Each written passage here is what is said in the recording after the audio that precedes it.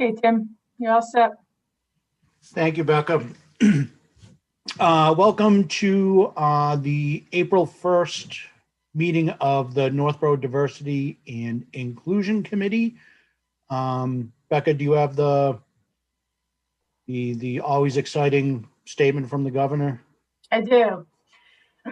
Pursuant to Governor Baker's March 12, 2020 order suspending certain provisions of the Open Meeting Law, General Law, Chapter 30A, Section 18, and the Governor's March 15, 2020 order imposing strict limitation on the number of people that may gather in one place, this meeting will be conducted via remote participation. No in-person attendance by members of the public will be permitted. This meeting will be live streamed, but will have no option for public participation. To view or listen only, please click the live stream link to YouTube, which is posted on the town's website. Thank you, Becca. So just go through a roll call to make sure everybody's connected and we can hear and you can hear. Mary Leach. Present. Deidre Writing. Present. Hamilton Soriano. Here. Miriam Ibrahimi. Present. Becca Meekins. Present. And we have Fire Chief David Parenti. Present. And I am Tim Kalin. So first item on the agenda tonight is approving the minutes from our March 4th meeting. Did anybody have anything to add to the notes or anything they wanted corrected? Okay, great. So we just need a roll call vote on that. Mary Leach. Aye. Deidre Writing. I'm gonna abstain. I wasn't here for most of that meeting. Thank you. Hamilton. Aye. Miriam. Aye. Becca. Aye. And I, Tim Kalin, vote aye. So those minutes are approved. Thank you very much. So next on the agenda for tonight, we have our guest speaker. For those of you that have never met the fire chief, Fire Chief Parenti is, and I've had the pleasure of working with the chief on a number of different things over the last 3 years on the Board of Selectmen, and there is just not enough nice things that I could say about him. He's just a wonderful person and truly exceptional at his job. I think if you look at the work that he's done over the last, Chief, 6 months on the vaccination. It's been pretty crazy. Yeah. So the time and effort that he and Kristen Black, the health agent, and other members of the fire and police department have put in to make sure that the residents of Northborough get their vaccines, in my opinion, and I know Becca helps out with that too, and the efforts that people have put in. I don't think it's an understatement to say that it has saved lives and has changed people's lives. So the appreciation that I personally have and the admiration I have for the chief is, like I said, I hold him in very high esteem. So I'm very happy to have you here, Chief.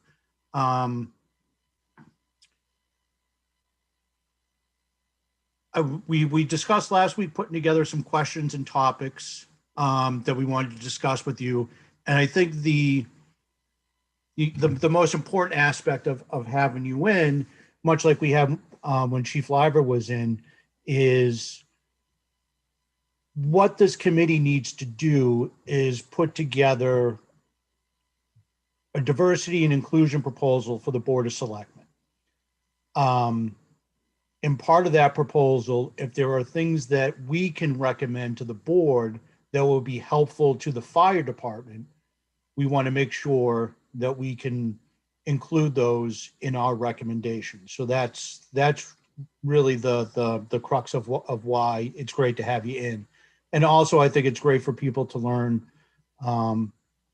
about the fire department, the operations at the fire department, the staff, and anything else that you feel is appropriate.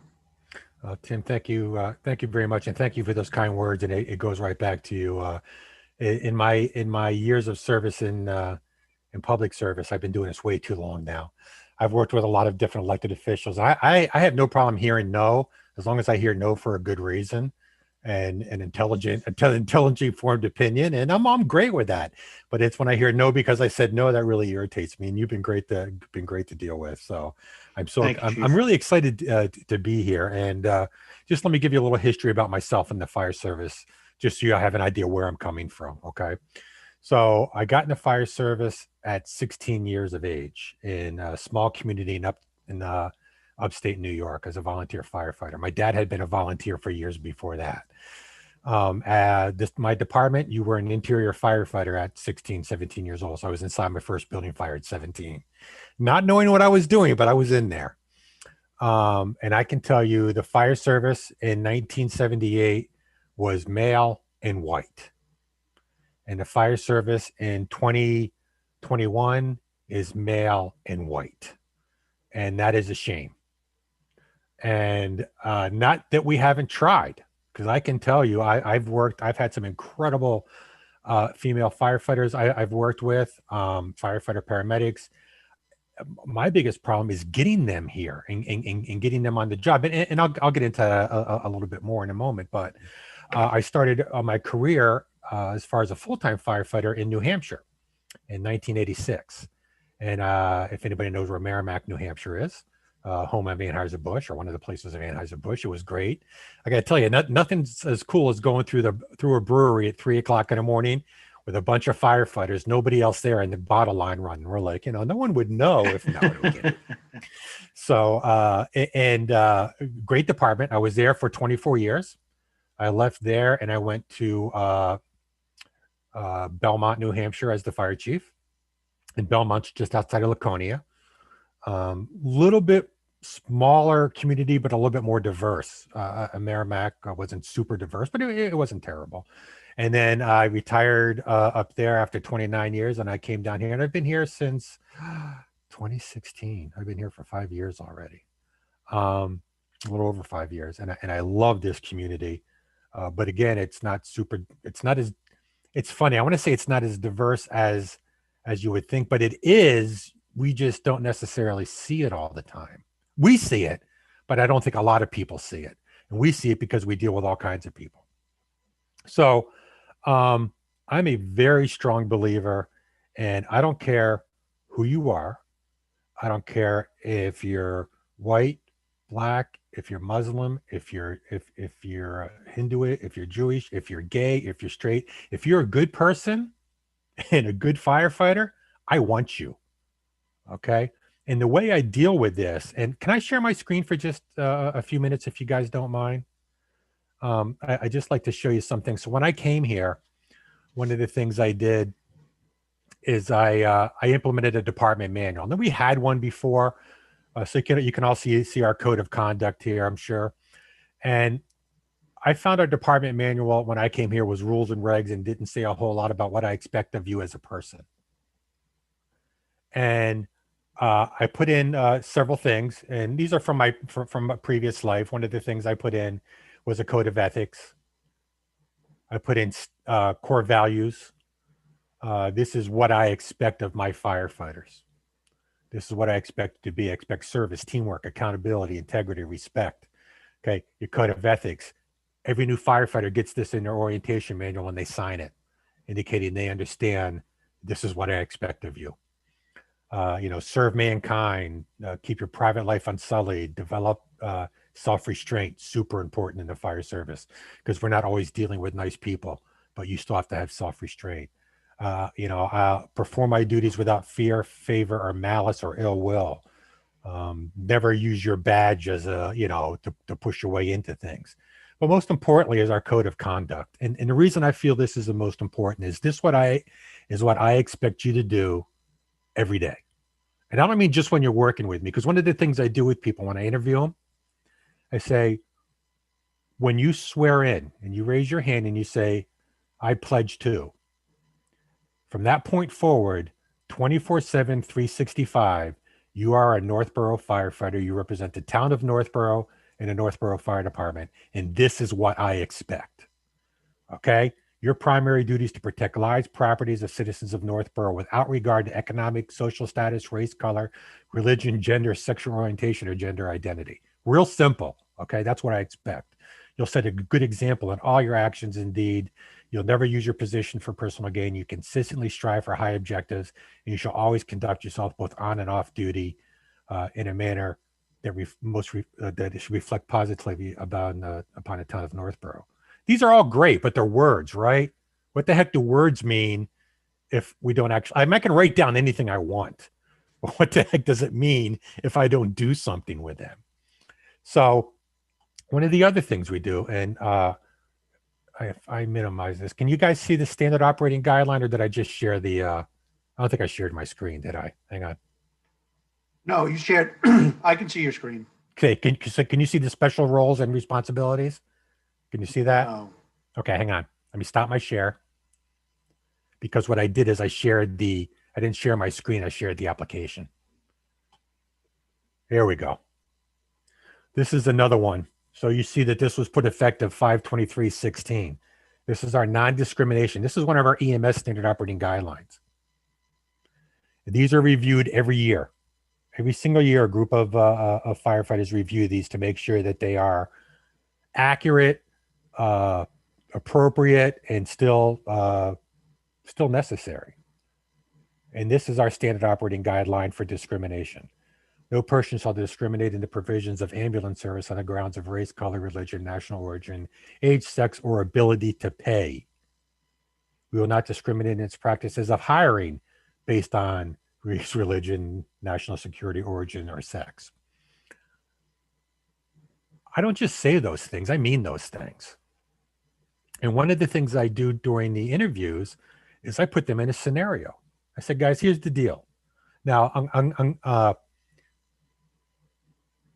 I try to make them uncomfortable. So I said, here's the deal. I hire you. You're walking through the day room. The day room is where all the guys hang out when there's nothing else to do at night or, weekends and stuff. I said, and you hear two guys making jokes about someone who's a homosexual. And you're offended. What are you going to do? And I want to know, are they going to play good old boy and joke along and say it doesn't offend me? Or are they going to stand up and say, I'm kind of offended by that. Could you guys, I understand it's a good old boys club or whatever, but I'm offended by that. What are you going to do? And it's really interesting in some of the answers I get, because some people say, well, I don't know. I'm a rookie. If I stand up to them, what's going to happen to me? Am I going to be harassed for the rest of my career? Am I going to be marked a bad apple? If I don't stand up to them, does that mean I'm going to be weak and that they're going to push me around for the rest of my career? So these guys are just starting out a 30-year career, and I'm asking them, are you willing to make a decision that's going to jeopardize the rest of those 30 years? And yeah, I want to know. And we have a conversation. And most of them are honest. Some of them will say, I don't know what I would say. I think I'd walk out if it really bothered me. Others will say, as a matter of fact, I've been in that situation and it does bother me because my brother, sister, cousin, best friend, whatever is homosexual or whatever it happens to be. And I said, cool, what are you going to do? And we have this conversation back and forth. And I really want to know what these people are going to do. The problem is, so that's great. I can control that environment somewhat. Question becomes, can I control what they're doing with the patients in the field? Because I'm not out in the field all the time. In fact, I'm rarely out in the field. I'm normally in the office planning vaccination clinics or all kinds of other crap. Can I control what they do at fires? How do I do this? So what we've done is we have a QA/QI, a quality assurance, quality improvement program. And it's a blind program, meaning the gentlemen who do the review of the EMS calls don't know necessarily who they're reviewing or what they're reviewing. So they'll look at the call, they'll look at the patient, and they'll look at the care that was given. And they'll review just based on that. And then they can say this care was appropriate, it wasn't appropriate, and then I can look back and see, are there any extenuating circumstances that may have caused this? Was there a reason for it to be appropriate, be inappropriate? So again, that's all fine and dandy, but My biggest problem, guys, is finding people to hire. And Becca and I had this conversation. I think she was here 2 weeks. She says, "Do you have any women firefighter medics?" And I said, I don't. I've tried to offer jobs to them. And I had one 2 positions ago, and she had just taken a job in another community. We require firefighter paramedics. I just posted for an opening 2 weeks ago. I got 4 applications. 4. All white males. One of them is a paramedic. The other 3 are in school, medic school. It's tough because we require that paramedicine degree or certificate, and not a lot of people have that. And people used to bang down the doors to come into the fire service and into the police service, and they just don't do that anymore because we used to pay crappy and have incredible benefits. But now people can get these great benefits wherever they go. And the younger kids, I feel like an old man. I feel like my dad. These younger kids nowadays, they don't have the loyalty that when I got hired that people had. You came into a fire department, you were there for 20, 30 years. And the only time you left was for promotion, if that's what you wished. So one of my hardest parts, Tim, you're asking, what the board can do. Geez, I don't know. I need more people who are applying of greater diversity. So how do we advertise? How do we push our positions out there? How do we get to those places? Well, we have a lot of requirements as far as living. You have to live within 15 miles of the border. So your community, no, that's poorly worded. Your community has to be within 15 miles of a border. So if the border of Northborough crosses the border of your community within 15 miles, you can live in that community. You may be 20 miles away, 25 miles away, but as long as your border is within that realm, you can apply. That still limits who we're looking for. It really does. So we try to push things out in this position. Becca pushed it out for me on MMA, the Mass Municipal Association. We pushed it out through all of our websites, all of our social media. The union pushed it out, so it goes out statewide through the union. It goes out statewide to the New Hampshire. You can tell where I spent too many years. Through the Massachusetts Fire Chiefs Association. We don't go in the paper anymore. We used to. Paper was $700 to advertise, and it was for a weekend. So if someone didn't pick up that paper on a Saturday or Sunday, we weren't hitting them, and trying to get the most bang for your buck. So I would love some ideas of how to get greater diversity. We did talk about this. We said, well, should we advertise in the cities? Should we advertise in Boston? Should we advertise specifically in Lawrence, Lowell, Chelmsford? We could do that, but those people would have to relocate because none of them are in the catchment area. They're too far out. They're past that 15-mile limit. So we haven't done that yet. We have talked about it, but we haven't done that yet. It's very frustrating. As I said, when I was in Belmont, I had 2 female firefighter paramedics that were awesome. I had a call firefighter down here. I had a female call firefighter. We just lost a firefighter to Marlboro, Rich Duong, who was amazing. The guys are devastated. He left, but Rich's mom, it was funny. She wanted to see pictures of him so she could send him home to her family, which I think were in the Philippines. I'm not sure where her family was, so they could see him in his uniform and doing work and stuff. But that's my biggest battle. It's hiring somebody who can do the job, and trying to be more diverse. Because you know what? Our department does not reflect our community in any way, shape, or form as far as diversity. And it used to be, understand, fire service used to be white, male, and Irish or Italian. Because when the Irish and Italian came here, they were the only jobs they could get.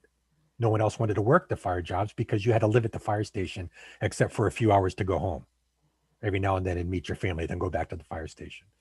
Now it's kind of become a tradition, right? That's what we have, a lot of male, white fire service. We like to say the fire service is 200 years of tradition unimpeded by progress. And that's really an accurate statement sometimes. It's very frustrating. the statement, while we've always done it that way, is consistent throughout every fire service department I've been involved with. And I try to break that every day. I have it on my wall. That's the most dangerous statement you can make in the fire service. We've always done it that way. That's how you kill people. So we're making progress, but that's just that's wanted to give you a kind of an overall of where I come from, what I think about. And I'm here for questions or concerns or anything you guys want to bring up. So here I am. The one question that comes to mind immediately is about the 15 miles. Mm-hmm. Is that a town requirement, or is that, because I know like when we talk to Chief Liver, there's town requirements and then there's state requirements. Right. So what happened is after 9/11, everyone panicked. Mhm. And they wanted you close to your fire station. So the state actually does have something on the books that says you need to live within 10 miles of your fire station, unless your collective bargaining agreement, if you have a union, says something different.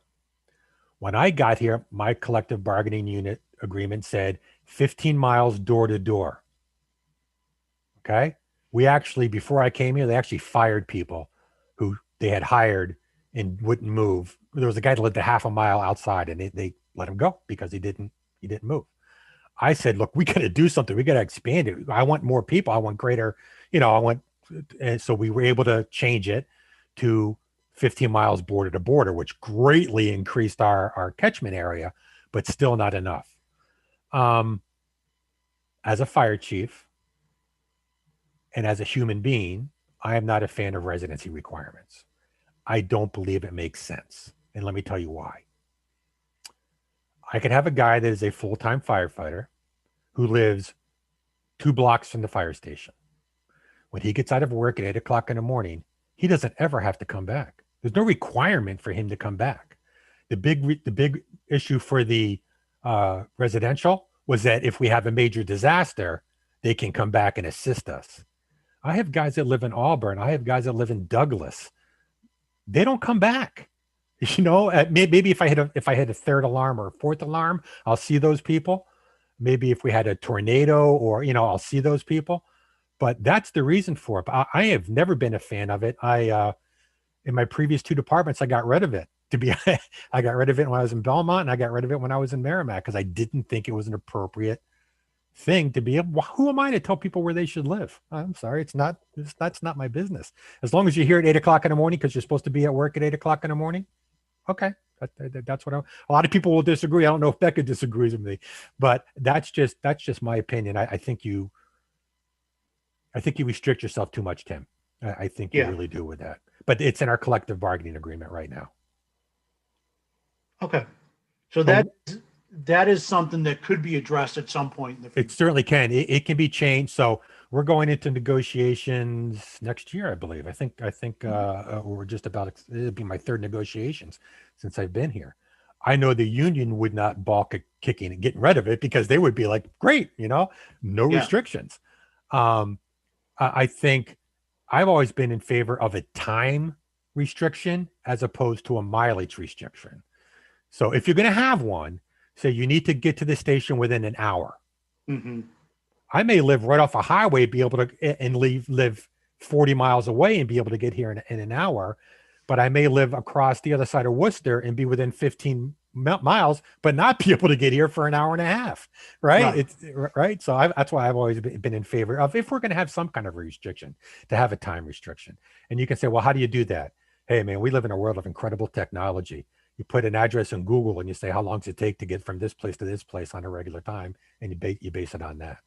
Yeah. Yeah. That's a good point. You could live in Chicopee and get here in an hour. Exactly. Newton, and you might get here in an hour and a half, depending on traffic. Yeah. I have guys that live in Westminster. I have guys that live in Sterling. It used to be everyone lived in the community you served in.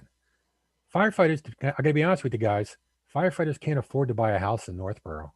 They just can't. They're not making enough money. The firefighters I do have that live in town are either captains who have been here for 25 years, who bought their house many years ago, or the guys who were just were fortunate enough to get into a house. Majority of guys live out of town because that's where they can afford to live, to buy a Mhm. house. Yeah. Well, that's good to know. That's good to know that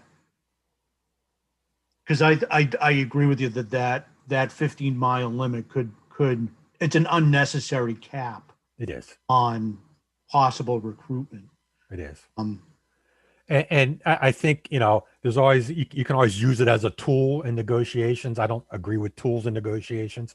I believe in being honest and straightforward, and you get a whole heck of a lot further and where you need to be. And I just think it ties us down too much. It restricts us way too much. I've had people call up and say, I live here. Do I have to move? The answer is yes. They said, sorry, I'm not applying. yeah. Before I ask another question, does anybody else? I do. Oh, go ahead, Mary. Real quick. Thank you for being here, David. We appreciate it. So I don't know anything really about what's required to become a fireman. And so the last position you said was a firefighter / paramedic. Yeah. So are there also firefighter? So I guess my question is twofold. Are there just firefighter positions and then firefighter paramedic positions would be my first question. Then second, what are the credentials required to become a firefighter and a firefighter / paramedic? Awesome question. So yes, there are firefighters. There's firefighter basics. There's firefighter with a firefighter EMT basic, firefighter AEMT, and firefighter paramedics. In Northborough, we run what's called an ALS ambulance service, Advanced Life Support Ambulance Service. And because of that, we only hire paramedics. So since I've been here, that's all we look at are firefighter paramedics. In fact, many of the people I hire are paramedics that we train to be firefighters as opposed to firefighters that we train to be paramedics. It costs, I could open it up, and some larger communities do this. Westboro has started doing this because we're all having the same problems. Westboro will hire a firefighter, a basic EMT, with the understanding you'll be a paramedic within 3 years or you'll lose your job. The problem is it costs $12,000 to send someone to paramedic school, plus covering their time that they're supposed to be on duty.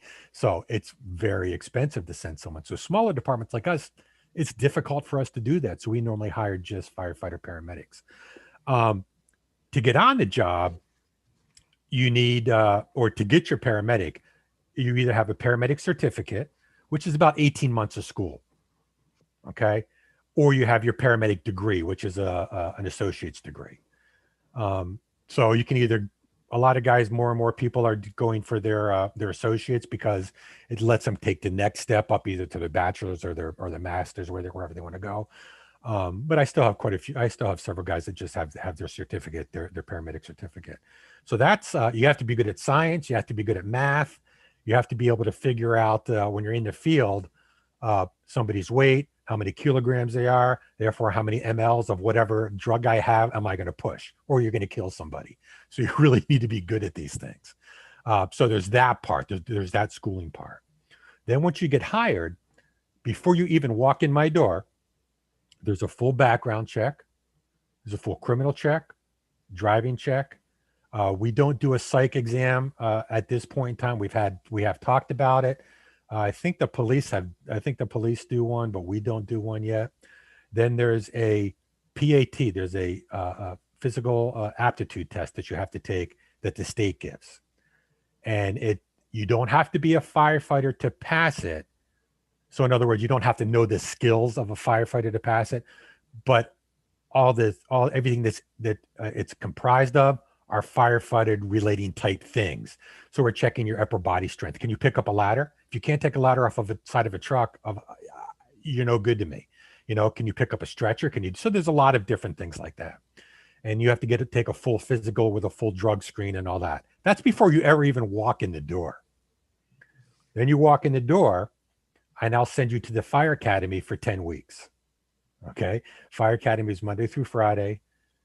Every morning you do an hour of PT, very intensive program, everything from interior firefighting to inspections to everything. At the end of those 10 weeks, you graduate, and now you're actually okay to be considered a probationary firefighter. And then after your year, you're an official firefighter, you're off probation. So there's quite a few steps just before you can walk in the door. And as I said, with a paramedic, it's a huge cost item. And it's a time, it chews up your time. You got to figure 18 months of going to school, 2 to 3 days a week, weekends. That doesn't include ride time you have to do, because once you get your education done, you have to do clinical times. So you're working in the hospital, you're working in ER. You have to do those. You have to do rotations through OB and all that stuff. And then after that, you have to do ride time with an ambulance. You have to do so many riding hours, all uncompensated. Unless, of course, we hire you and then we're training you, then it costs a lot of money. So again, that's where that's the issues. Did that answer everything, Mary? Great. Yes, thank you. Certainly. Deidre, you have a question? Yes, thank you. First, thank you, Chief Parenti, for joining us today. I really appreciate all the information you shared. I've learned a lot. As you're talking, every time you say a few things, I have another question. So I have 3 right now. The first actually is piggybacking on what Tim was saying. I want to know a little bit more about what you were saying about recruiting in Boston and far away cities. Sure. And sort of, I guess, why haven't you done it yet? And do you have others done it? Do you think it would be fruitful? Like, what do you see the outcome would be? So I can tell you just about all departments within our area have residential, either clauses within their collective bargaining agreement, or they adhere to the state residential clause, okay? Which is the either 10 miles door to door or 50 miles. Some have 25 miles, some have 30 miles, but they all have something within their contract. As to why we haven't, you know what? I don't have a good answer for you. I can tell you that, well, I do, but it's not a good answer. How's that? I have an answer, but it's not a good answer. So the hiring process is pretty intense too. And Tim's been involved in a hiring process. We do an oral board. We then do a firefighter EMS practical. This is to see if they have the skills, and not necessarily a firefighter. You don't need to be a firefighter, but can you follow directions and do the job? Then there's the chief's interview. So there's a big thing. So I've not always been concerned. I'm concerned that we're going to put a lot of money in. We do all this testing. Somebody takes the job from Boston and says, yeah, I want the job, but I'm not moving. Mm. So now I've gone through this whole process and I'm no further ahead than where I was. So, or yeah, I'll take the job. I have a year to move, right? And that's what the contract says. You have a year to move within the that radius. Now, whether they're hoping that something changes within that year or whatever, I don't know. So that's why we haven't. It's not a good answer. It really isn't. But that's why we haven't. I tend to be, I'm not going to say I'm a fiscal conservative because that wouldn't be super honest, but I don't believe in wasting your money.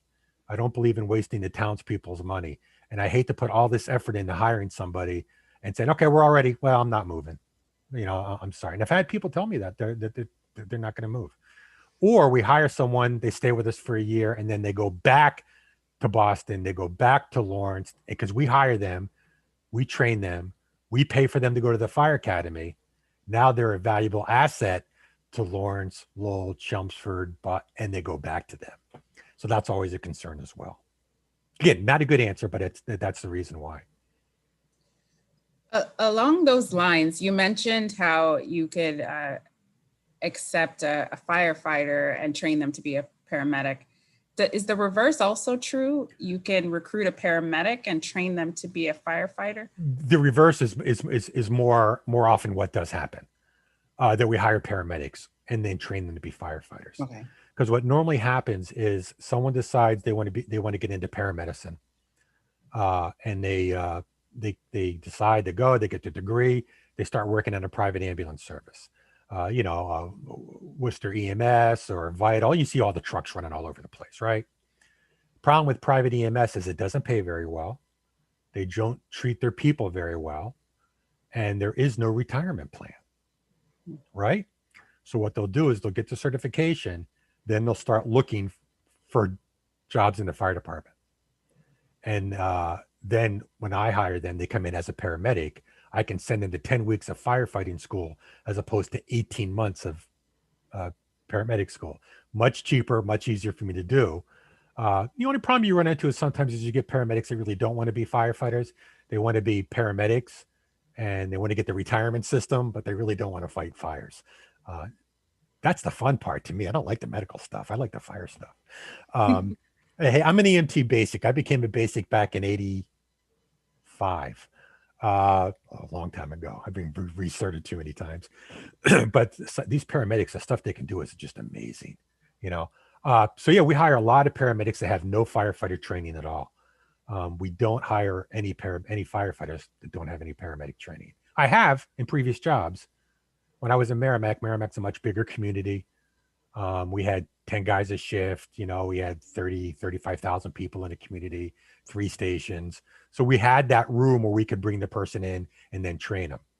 Problem with me is if I hire someone who's not a firefighter, now I have a shift, not a paramedic, I have a shift that's down to paramedic. And that makes it good. And we do 68 to 70% EMS calls. So they're always out there doing that kind of work. So third question, when I think about science is trying to get more diversity into science careers. So they've created a bunch of pipeline programs that take, you know, young undergraduate students, give them a science experience, let them know that they can do this, train them, and then, you know, give them scholarships to go on to graduate school, et cetera, et cetera.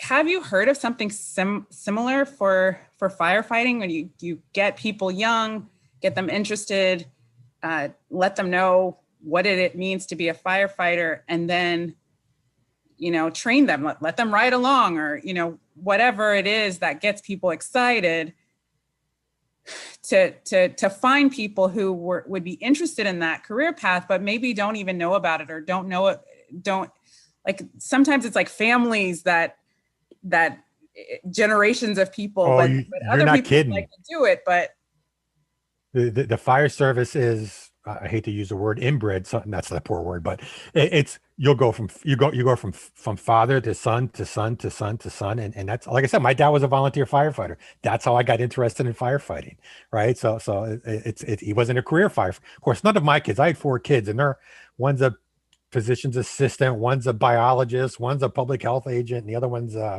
works in a hospital. So none of them came into the fire service. But anyway, have you ever heard of the Explorers? It's a division of the Boy Scouts of America. So BSA does these things called Explorers, and there's fire explorers, there's police explorers. In fact, they don't have one here, but we had one up in Belmont, a police explorer.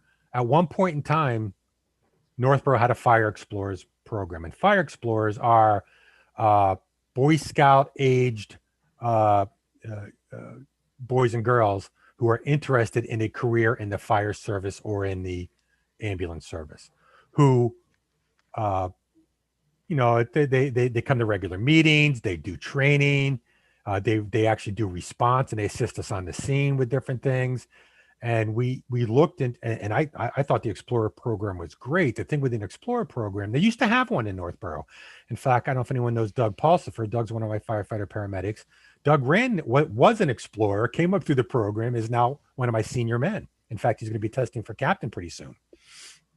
And I brought Doug in. I said, hey, I'd like to see if we can kick our Explorer program off again, if we can get some interest. Now, Westboro has an Explorer program.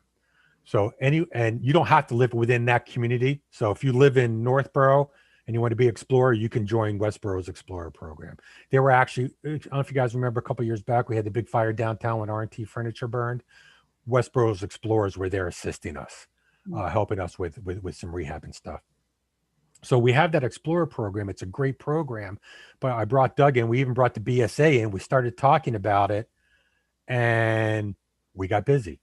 And Doug got busy, and it just kind of fell apart. So it's one of those things. I said, okay, we're gonna revisit it. Just as I start revisiting it, COVID comes along. So that kind of blew everything out of the water, because now we can't just bring in anyone for COVID, right? And we haven't gotten back out of that yet. I think the Explorer program Deirdre, is a great way to bring those young people that want to come in. One of the other things you find, and I haven't found too many of them down here, but up in New Hampshire, it's very popular. A lot of the college, a lot of the high schools, and a lot of the, in particularly the, the one that's in Marlboro, Vocational? vocational, thank you, have programs for firefighting. Concord High School up in Concord, New Hampshire had a firefighting program. They also had an emergency medical pro called HOSA for people who wanted to be. My son, who's a physician assistant, went through there, and he became an EMT while he was there. So they have those programs available in high schools. I haven't seen them around here, so I don't know. I know there's an LNA program at Assabet, but I don't think there's I haven't heard of a fire or a EMT one there. Great programs, because again, that gets them trained. It gets them on the path. They're not all the way where they need to be, but it gets them passionate, gets them something they're interested in, and maybe they come on board. Where fire departments get a lot of their firefighters from are call firefighters. So I did fail to mention, we do have a call fire department. So a call fire division. It shouldn't be called a call fire department because it's just a division of our department. We have 3 active call firefighters. The problem with call firefighters is at one point in time, it was anyone who wants to be a caller or volunteer could come in and be a caller or volunteer. Now there's minimum training requirements, minimum response requirements. Again, just to be an EMT, not even a paramedic, is an outrageous program that you have to go through. And it's hard to find people. No one has the time anymore to volunteer. Volunteer departments across the country are falling apart. They're all having to go to paid departments because they can't get people to volunteer because no one wants to step up and do it anymore. There's still some real strongholds around just on the island. Outside New York City, there's some huge volunteer departments that still have a ton, but that's another way we get them, to get them in young, 18, 19 years old in a call. In fact, Brian Hatch, who's one of my firefighters, came right from our call department. A great guy. He just got his paramedic. So he's doing a good job. So that's the kind of organizations or the kind of young training we can do, training for youngsters we can do to get them in. Great, thank you. That's good to hear. Mm-hmm. Those are my questions for now. Yeah, I really want to get that Explorer program back up, not the program, but at least get the idea of it back up and running. And Doug actually, who the former Explorer is, actually does my call firefighting testing. And we have about 3 or 4 applications. We're going to be running a test for that sometime in the next several months. Again, we were waiting for COVID to knock down a little bit before we bought strangers into the fire station. So. Cool. Yes. So wondering if Shrewsbury or Marlboro, that are larger communities than ours and I haven't looked at their statistics, their demographics, but I'm guessing a little more diverse than we are. Mm-hmm. Do either of those departments have more than white males on their They department? do. And I can speak specifically to Marlboro. And I can tell you that Westboro even they have at least one young lady that's a paramedic that they hired. And I think they had another one, but she left for another job. Marlboro, I actually, I helped a couple of the women over there with a promotional process. Because I went over there and I used to do a lot of promotional processes with the Marlboro chief is from New Hampshire as well. So we're friends. We knew each other for 20 years. So he asked me to come over and help him out with some promotional stuff. And one of them actually got promoted to lieutenant. So there's a lieutenant in Marlboro, female lieutenant, and there's a couple of female firefighters there. But the big difference between us and Marlboro Shrewsbury, they don't run EMS. They have private EMS that does it. So Marlboro has Patriot that does their EMS. Now they do respond, but they respond as a first responder. So you don't have to be a paramedic to get the job in Marlboro. And you don't have to be a paramedic to get the job in Shrewsbury because they use Worcester EMS. So that opens their window up a lot more. But besides those couple women on each job, I can't think of a whole lot, at least from my experience in working with them over the last 5 years. It's mostly white males. And this is a problem I have with females that come into the fire service. And I don't mean that in a negative way. I want you to know the problem I have. They have to work twice as hard. They have to be twice as good because they're being looked at by everyone on the job. And it's not fair. And when I've interviewed the women, I've talked to them. I said, do you think that's fair? Do you think it's fair when you come on board because you're a woman, you're going to be looked at that much closer? And the answers I've gotten is, it's not fair, but it's reality. So they're taking the same assessment that the It's all the physical, same. It's all the same. but they feel, so it's more of a personal thing that they feel they have to, it's not necessarily the other members of the department that are making them feel that way. It's just a female feeling like she needs to prove herself. I think so in my experience, and I can only speak of the ones I've dealt with. Yeah. I think some of the women think that they have to prove themselves. Okay. I think some of the guys, and this really irritates me. I've heard a guy say, well, you know, so we sleep together. Okay. In Northborough, I do not have female quarters. I have 2 bedrooms. I got 3 in one bedroom and 2 in the other bedroom. Mhm. That causes problems. That's one of the things we're looking at with the new fire station. I don't have separate bathrooms. I have 1 bathroom upstairs with a shower. Okay. So that causes problems. There was a woman that worked in Northborough before I came. She ended up leaving and taking a different job, but that caused all this big hullabaloo. Now, other departments I've worked at, I had single quarters, so it made it easy. They could all have their own bedrooms. And that's actually what the new fire station is proposed, to have their own single bedrooms and single bathrooms for that reason. But anyway, getting back to your original question, I think some women believe they have to prove themselves. Some men, their spouses don't want them working with women. Honest to goodness, I don't want my husband sleeping at the fire station because there's a woman there.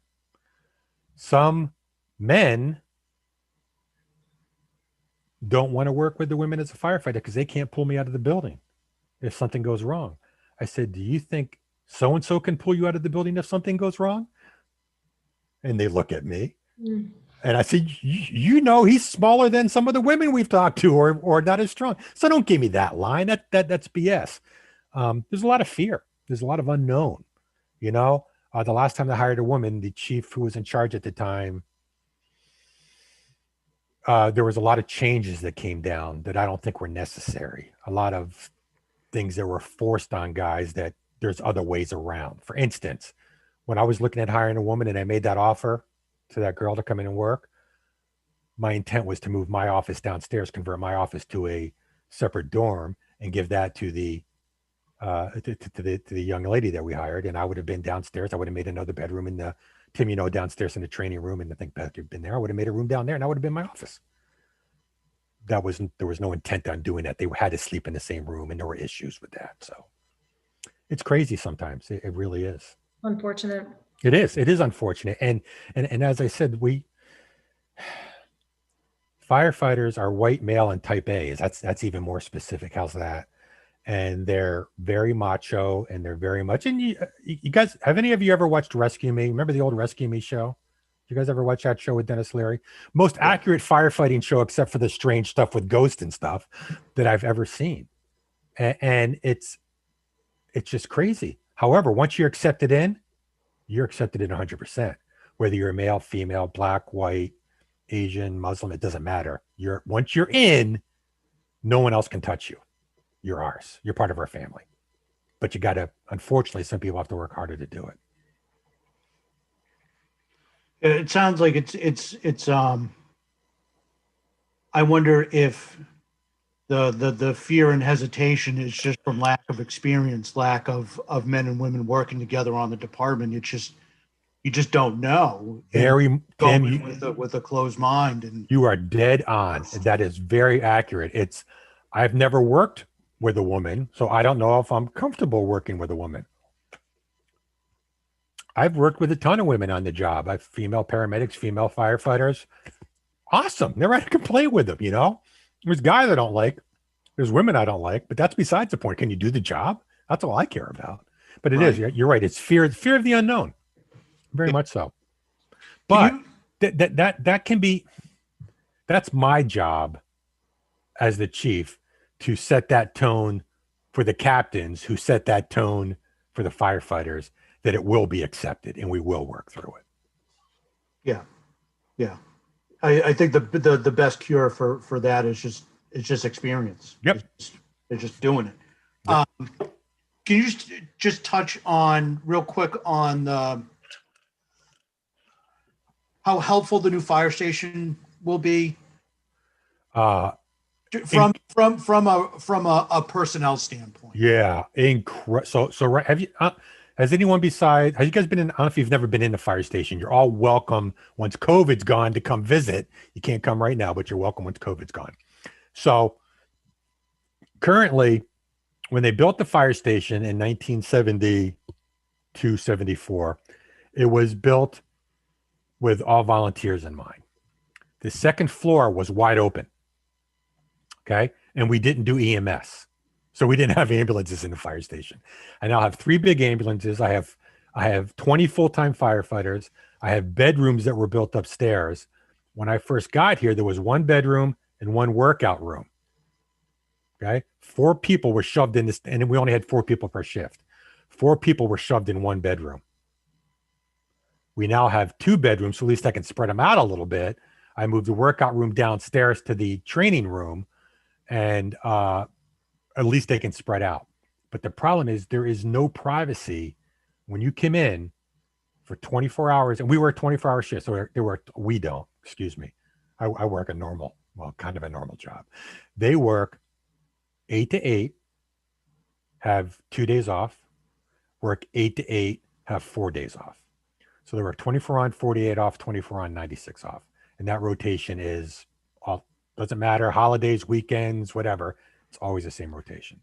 So from the time you come in to the time you leave, it's hard to find a place where you can have some time to study, where you can have some time alone, where you can go, even to take a shower. The shower is a gang shower, and there's the bathrooms right in there. There's nowhere to get privacy. So what we've looked at for the new station is we've built in individual quarters for every person.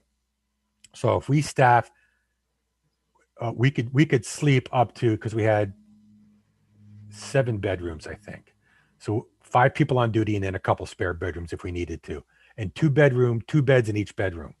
So each person would have their own bedroom when they were on duty. We also have separate bathrooms for each person. And let me explain to you why. Cancer in the fire service has become the most deadly thing that we're dealing with. We are losing more firefighters to cancer and suicide than we are to fires and heart attacks. And the reason is because everything they build now is all artificial, right? It's not like the old wood and plaster and, the old traditional houses that took forever to burn. Everything is man-made. Everything is full of carcinogens. And the guys will go in, they'll fight a fire, they come out, and you see them, they're covered with soot and they're filthy, right? Well, it used to be a sign of, used to call them salty. The dirtier your gear was, the cooler you were, the longer you've been around. Now we get them out, we strip them down, we get them back to the station. I have 1 shower to send everyone through, as opposed to 5 showers. The entire duty crew who made the fire attack can go in and get cleaned off immediately.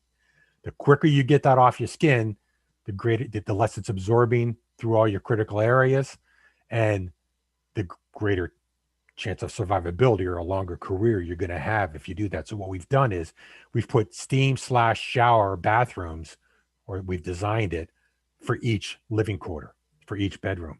So you can actually go in, get changed, have privacy. Right now, you come in, we don't allow the guys to bring the uniform, to wear the uniforms home for obvious reasons, because we get into all kinds of yucky stuff besides medical and COVID and fires and chemicals. So the guys come in this civvies, they get changed.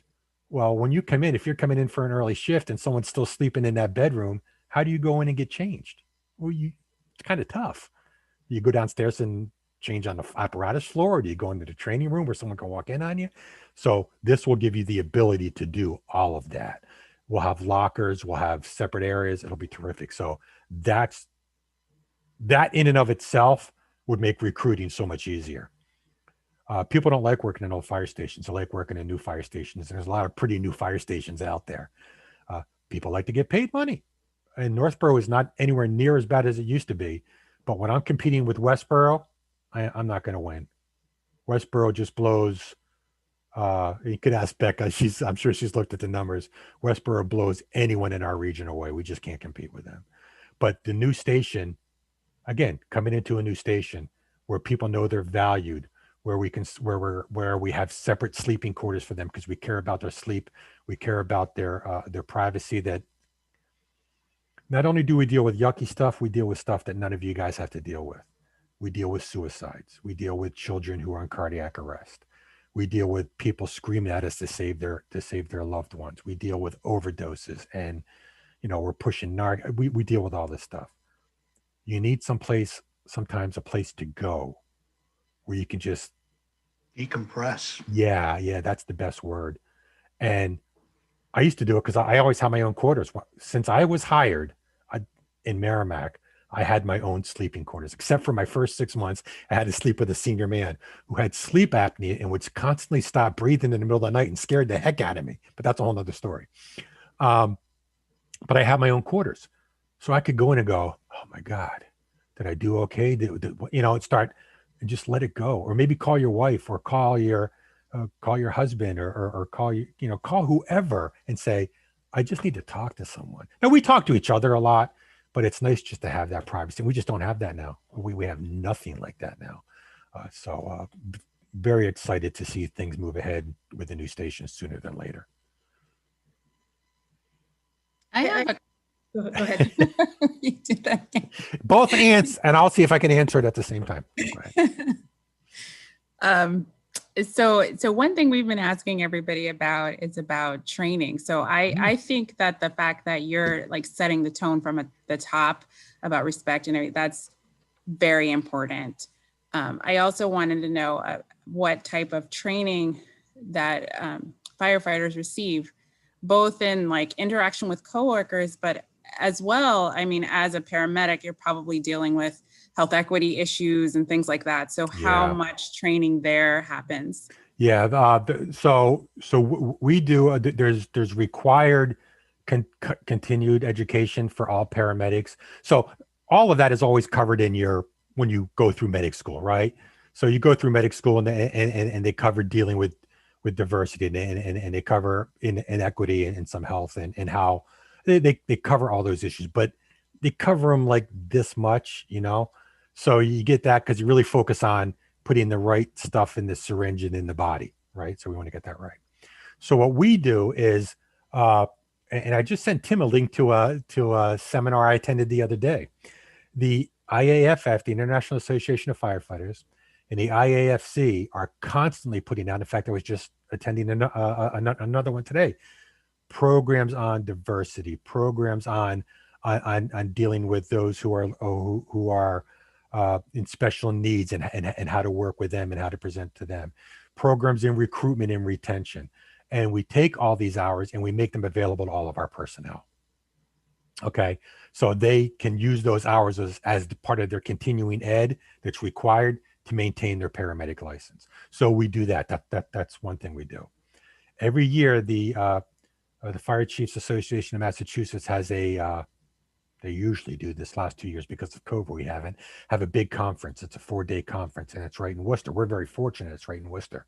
I make my captains go because they have those types of programs at that convention, right? So you can go in and I say, hey, I want you all to attend this one.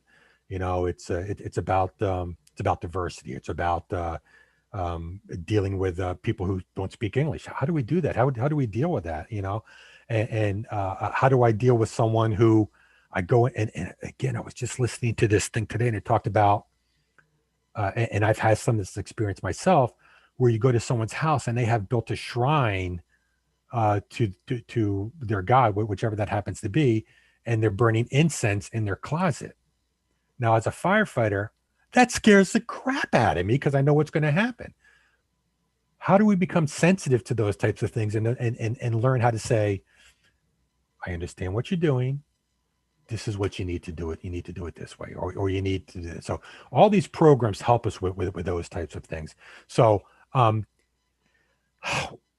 what I haven't found down here yet that I had a ton of up in New Hampshire is some special sexual harassment training, and I haven't really found some good programs. And I'm sure they're out there. I just haven't found them yet, because that's always a big concern of mine as well. Because the good old boys club doesn't always know when they're offending people.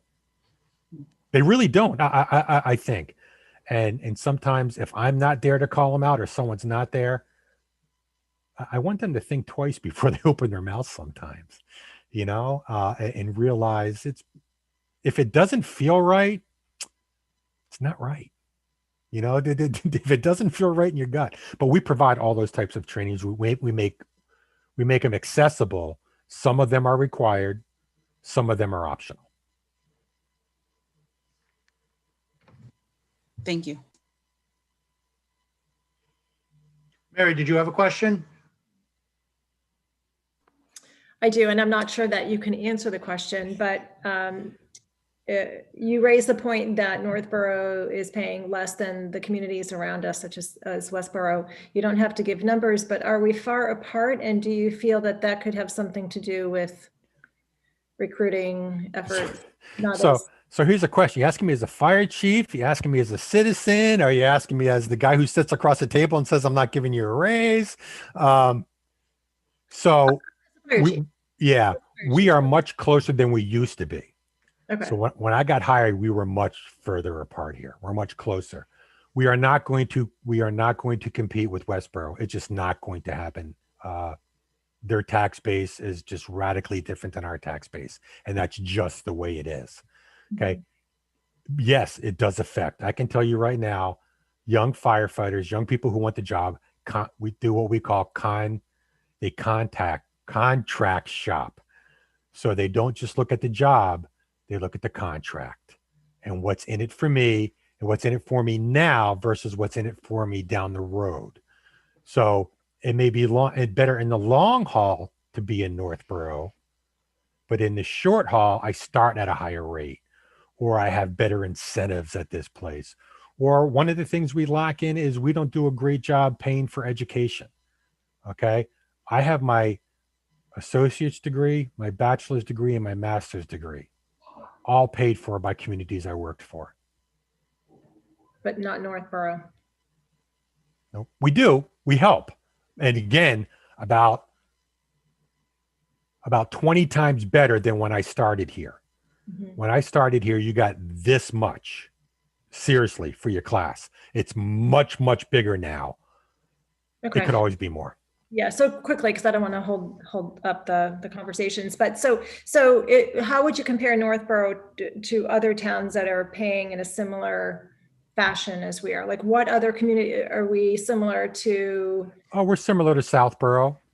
We're and we do the same job. And that's the other thing. When you compare communities and you compare pay rate, you have to look much bigger. And what I mean by that is, let's say if Northborough pays, and firefighters don't do this, so this is really what Becca will totally grasp and so you have to look at the entire package. So right. Northborough pays $20 an hour, but we cover a lot more of your insurance and have much better insurance. Southborough or Concord is a great example. Okay. Concord pays much more. You pay 50% of your health insurance. So you have to look at the whole package. You can't, and you also have to look at what they're doing.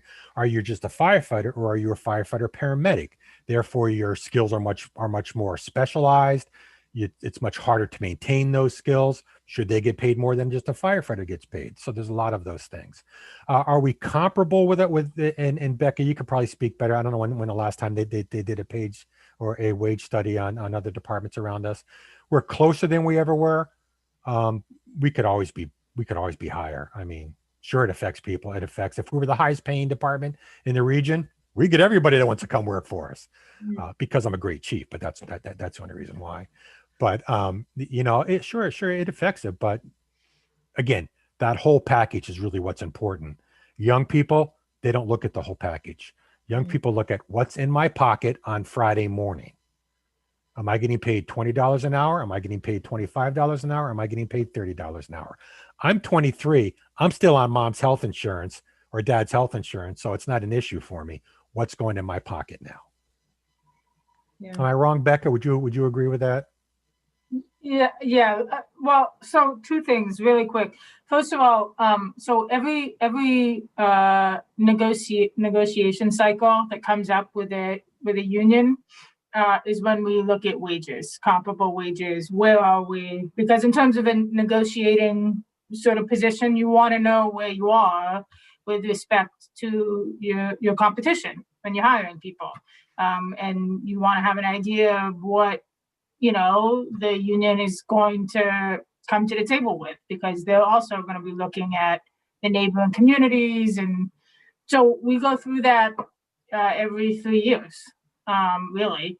And like the chief said, all of our contracts are up June 2022. So we will start negotiations for the next round this coming October. fall. Yeah. So we'll be looking at wages for across all of our units, comparable wages in the area. So that's one thing. The other thing that I want to I'm actually going to ask the chief to talk about, but there's also Northborough is a suburban, fairly small community. We don't see 4-alarm fires fairly often. And especially young people who are coming into the fire service, who have a passion for fighting fire, they want to be in a city.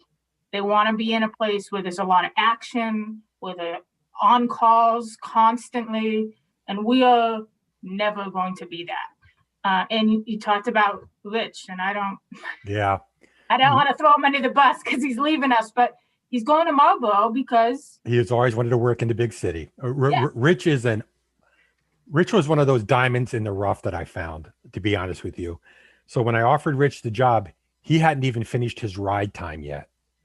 And this is one of the few times I've ever done this. I said, I'll tell you what, I'm going to make you a conditional job offer and I'm going to hold it for you for 2 months. And you have 2 months to finish your ride time.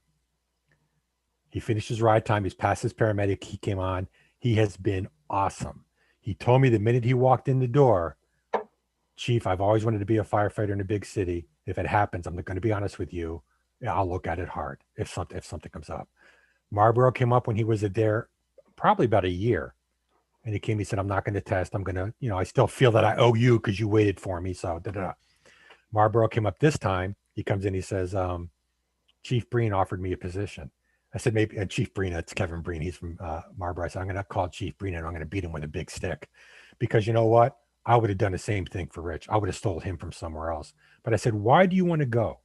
Is it the pay? Is it and I've asked everyone that's left, is it the pay? Is it is it me? Is it the community? Why do you want to go? And Rich's answer was, I've always wanted to work in a city. I want to be on the engine. I want to fight fire. Understand, Marlboro doesn't fight any more fire than we do per station, but he's off the bus. The bus is the ambulance.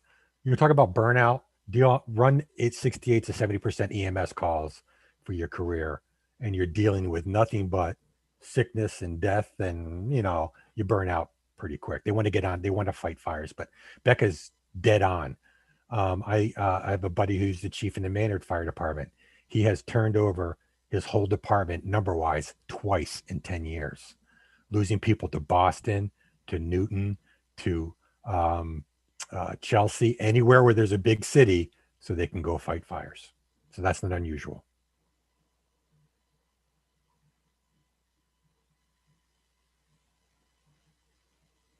Anybody else have any other questions?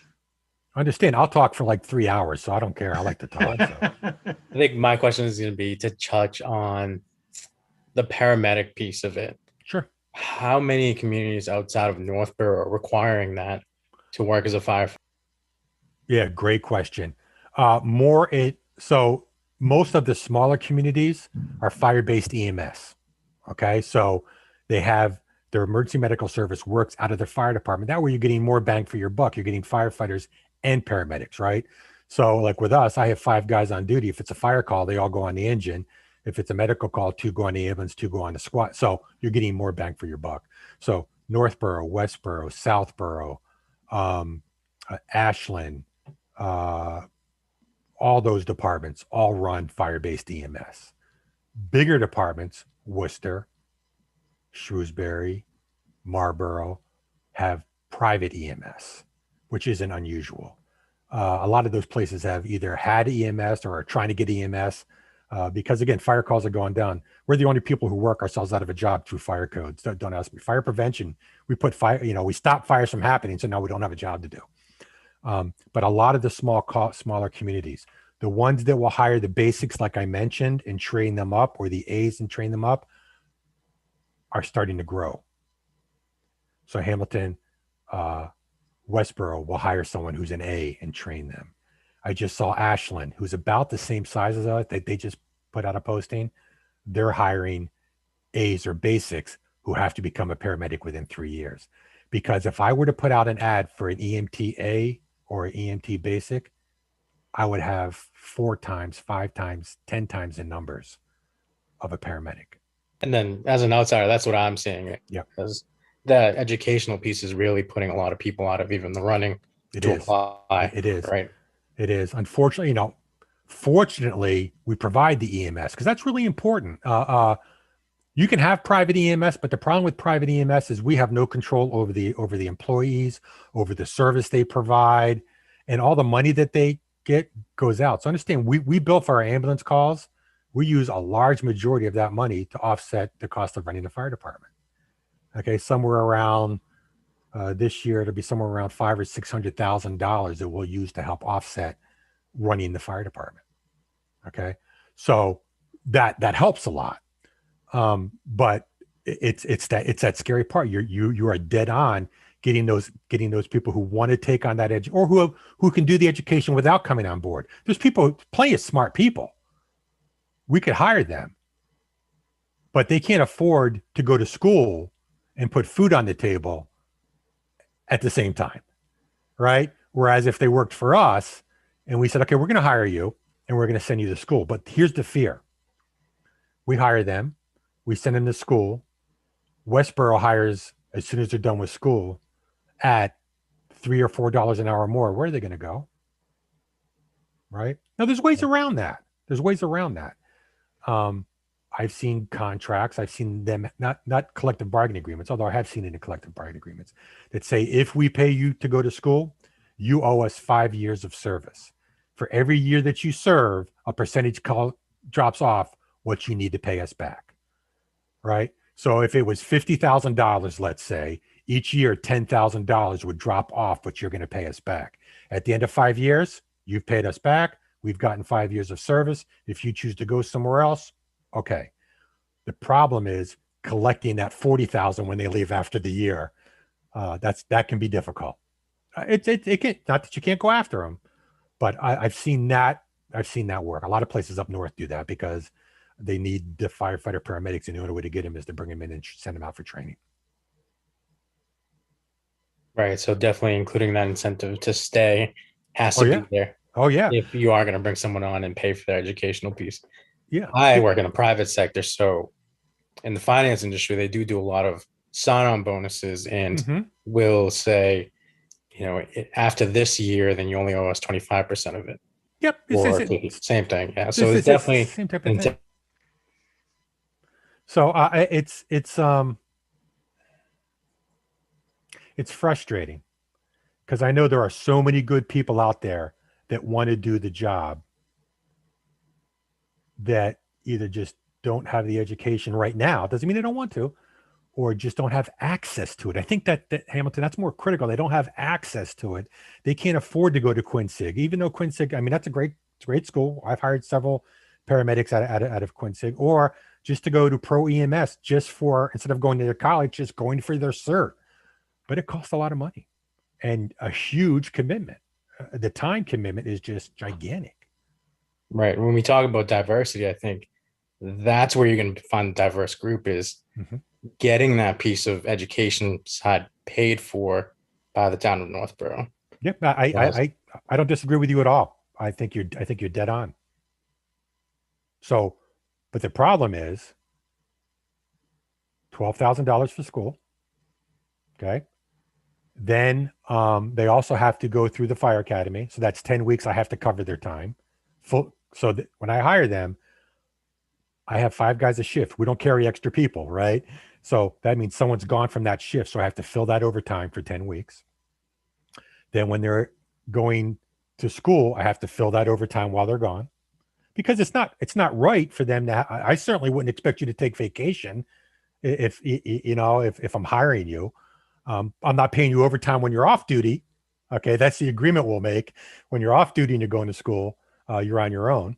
But it adds up. It adds up a whole lot. And I've seen contracts where you have to pay everything back, not only the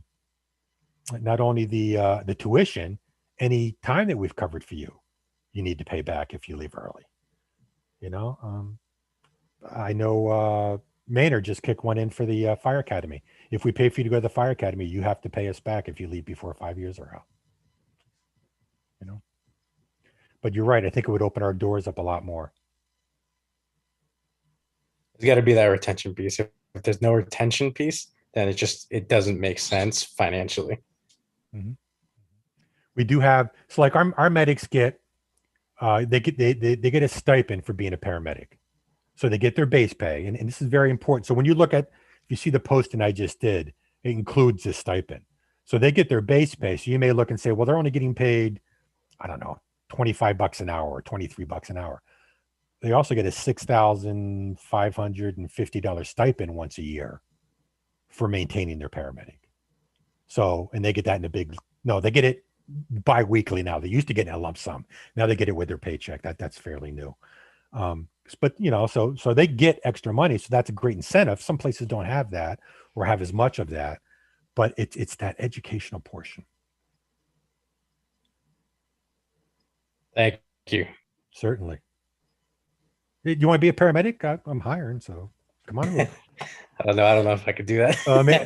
You got to shave that stuff off your face there, big guy, though. Because I know I couldn't. Yeah, I love oh man, I don't get rid of it. Yeah, I don't let my guys have beards, because I love my beard. I can't do it. I can't go away with it.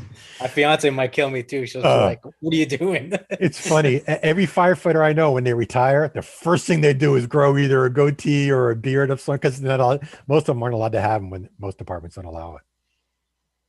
I'm going to guess it doesn't cover mustaches. Mustaches can come down to here.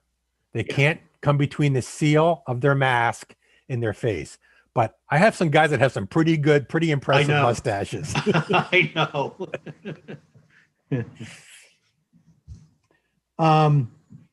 Anybody else have any other questions? So folks, I'm going to take a moment. If you don't, I'm going to ask a favor of you. If you know somebody who's interested in a firefighting career, have them call me. Have them drop me an email. I'm always available for those types of people. And I would love to put them on the path and say, this is what you need to do. This is step 1. This is step 2. This is step 3. Because some people just don't know where, I've always wanted to be a firefighter, but I don't know what to do. I don't know how to start.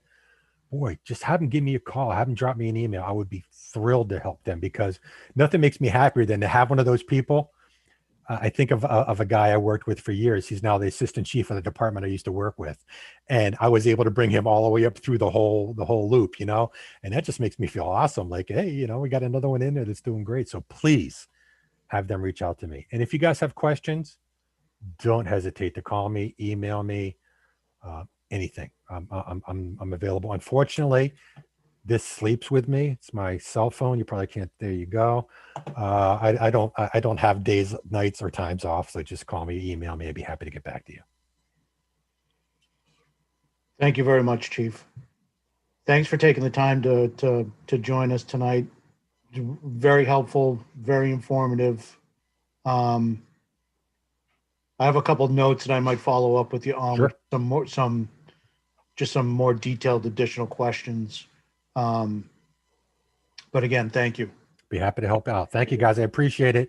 You all have a good night. I know it's a holiday weekend for some of us coming up, and not, but have a great time. And I'll hopefully hopefully I'll see you all in a good way. I see Virginia all the time. Hi, Virginia. But I'd love to see you someday. If you see me walking down the road, you see me drive and scream and wave, because I pay attention to the road. I don't know what I'm doing, but say, hey, how you doing? I'll give you a wave back. All right, guys. Thanks.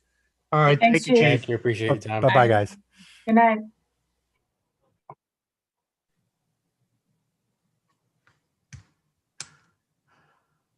Very much enjoy the chief. Next item on the agenda for tonight was the survey, and I'll be honest, I've been swamped at work and I have not had a chance to look at the survey this week. I know that it was open until the beginning of the week, but I just haven't had a chance to look at it again. But I will look at it before our next meeting and have some numbers and more information about the results for the survey.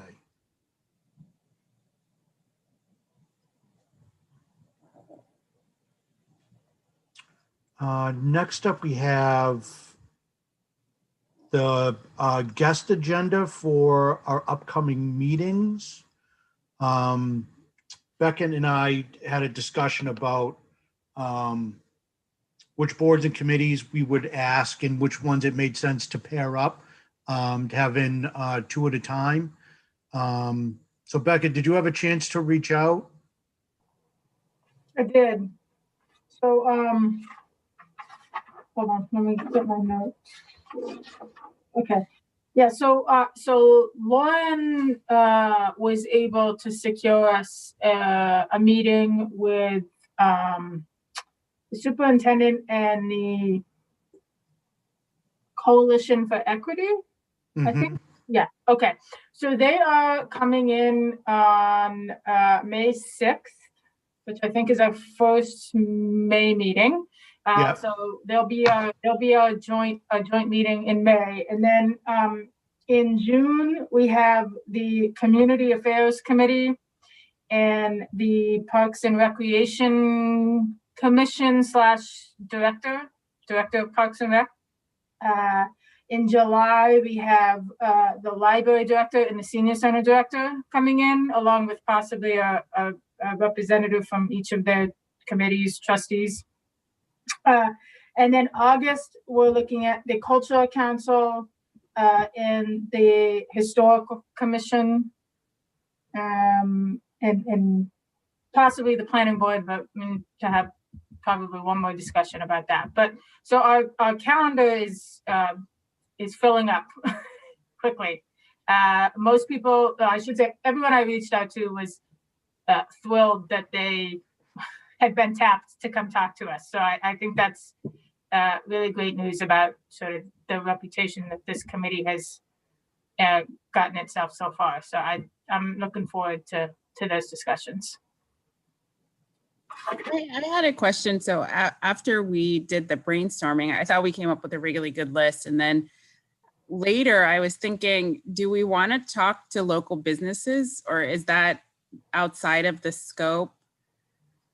Mary, I think, Mary, Mary sent Tim and I she sent us several awesome emails, but Yes. One of them had to do with this. So Mary, why don't you pipe in here? So Reader's Digest version. So I had an experience on Saturday night with a neighbor that we've been friendly with for 2 decades. And I know we don't sit on the same side of the aisle on many issues.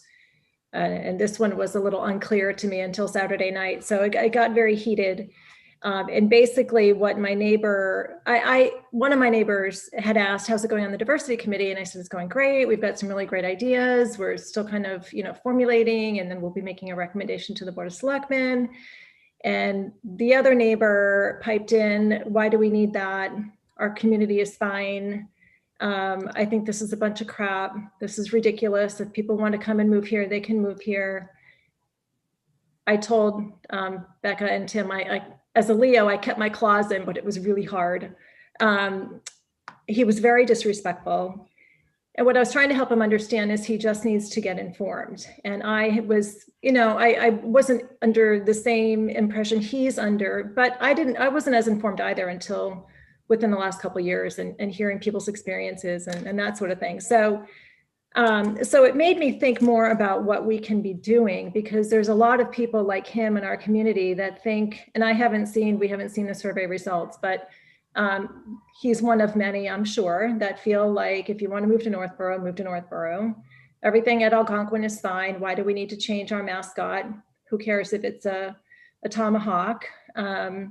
We also had a school teacher joining us for dinner and from Algonquin, and she was helping him understand that the tomahawk is not just a hunting tool, it's more than that. It became very uncomfortable. So I walked away from that evening, and I was trying to think of different things that we could do, not better, but some new ideas. And then we had dinner, my husband and I had dinner. It was so great at Yung Tung, the Thai restaurant. I don't know if any of you have been there, but the owners are great. We had a really nice conversation with New, and I told him that I was on this committee, and he was so excited. And then I thought, well, why wouldn't we want to invite some of these business owners to one of our meetings? So that was my email to Becca and Tim, suggesting maybe him or, Anna from Yamazakura. I don't know if Nick and Michael from Nicholas Michaels would be interested, but just to try to expand beyond just the committees and commissions in town to the local businesses. So yes, I did propose that. So. I guess I was also talking, Mary, I remember early on, I thought this was a great idea that you talked a little bit more about housing, and if there's anybody in that space that we could talk to. In terms of like a realtor or? Right, or I don't know if it's, I don't really know. I don't know much about the space, but is that something that? Well, I think what would be the purpose of what were you thinking about the purpose of housing would determine who you would get? Well, I remember at our first meeting, Mary, you talked about, I guess whether or not it would be difficult to sell homes to a diverse group of people here in Northborough, given the way, I guess, not the real estate itself, but the way that the town positions itself. So I guess that was it. Like do we look welcoming? So I think hearing from, maybe it is a realtor, about the ways in which the town could appeal to more people as they're trying to sell homes, might illuminate some areas that we wouldn't get from talking to sort of the other side of things. I don't know and I am a realtor. I don't know that a realtor would be helpful, but what my thought is when people are moving to a community, if they have children, they often look at the community website. And we don't have anything on the school district website that reflects anything that shows that we have any effort on diversity, equity, and inclusion. There's no mention of it whatsoever. I keep going back to the town of Wayland because they've done a really good job it's right on the homepage. They have, their newsletter is actually called The Equity Lens, which was really interesting because I learned much more about the lens through one of the communities that Becca and I were digging into a little bit deeper. If we could, when we meet with the Equity Coalition on Equity for Northborough and Southborough, I would recommend to them that they move forward quickly and get something on our district. You're on that committee too, aren't you? Right. I was going to say, so I met today with, there's a subcommittee that I sit on, and one of our subcommittee was so large that we broke down into 3 subcommittees. And one of those subcommittees that I don't sit on, but is, they are working on a diversity statement for the school district. And what they have done is looked at other diversity statements for school districts. I don't know if they looked at Wayland, so I'm going to recommend it since you're mentioning it. But they've basically looked at those statements and picked out aspects of those statements that they felt were important to have in a statement, and then are making recommendations like, these are the aspects of, like, these are the things you need to address in your statement. And in May, all of our work, all of the work streams are due in May. And then the district will then begin to update the website with, like, I sit on a committee that's finding resources for teachers as they want to, I don't know, anything from increasing the diversity of the books that they have to understanding how to have conversations about diversity with their students. We've compiled a set of resources that they can then access, so that there will be a resource section of the website that's broken down by, like, age group and topic. And then there's a tools section of my group that has gotten like tools and rubrics that faculty could also use. But those things, and that's just the one committee that's about curriculum. We also have a committee that's talking, they're the ones having the conversation about the mascot. There's a committee about policies that has developed a method to go through all of the school policies and handbooks and things and understand and look at them with an equity lens. So there's a lot going on. I think it hasn't yet been publicized, so that's probably part of what we could talk about when they come in May. But even just to mention that there's a committee. We're so excited to announce this committee, so that when people are looking at Northborough and or Southborough, that they see that it's a priority. And then the other thing we talked about briefly was putting something like on the Lions Club sign, which has been empty for the last week or so. Did we get it? Did we reach out to them at all and get resistance, or have we not reached out to them? June. I had Virginia sent me Skip's information, and I've been so busy at work, I didn't have a chance to reach out to him. Okay, because would you like for me to call him? Tim, would you like for me to reach out to him for you? Yeah, if you could. I can just connect the two of you, then I can get him, get you two connected. Yeah, that would be helpful. Yeah. Okay, why don't I do that? I can help you. Yeah, I know that, we're just preparing recommendations, but if there's any way that we can implement some of the smaller things, just the little tiny ideas, like, getting something on the school website or utilizing the Lions Club sign, that's a great start. And then people know that we're here. I mean, my neighbor was like, what are you talking about? Never even heard of the diversity committee. Why are we even doing this? So it was Are we on the web? Are we on the town website yet? Yeah. Yeah. Okay. Yeah. And I think too, with the, just to go back to the small businesses in town, I think that is, like, I agree with that. I think that's a wonderful idea to have businesses of all backgrounds come in and meet with the committee. So, just a thought. I would love for I know I haven't been to the new Thai restaurant. I've been to the old one. But remember, and we can't do it now because of the pandemic, but when we used to do Apple Fest, we would have the Taste of Northborough.